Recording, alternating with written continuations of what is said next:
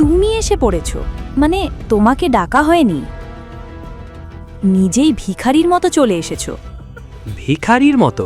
আমি নিজে আসিনি, আকরাম আমাকে এখানে ডেকেছে।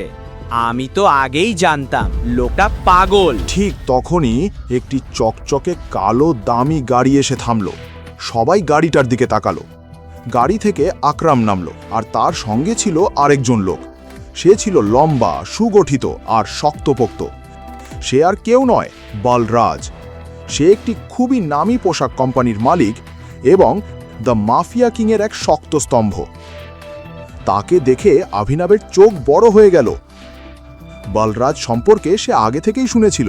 তুমি কি সত্যিই মনে করো আমার বলরাজজির সঙ্গে দেখা করা উচিত? সে তাকে ছবিতে দেখেছিল, কিন্তু ছবিতে দেখা আর সামনে থেকে দেখা এই দুটির মধ্যে আকাশ পাতাল তফাৎ।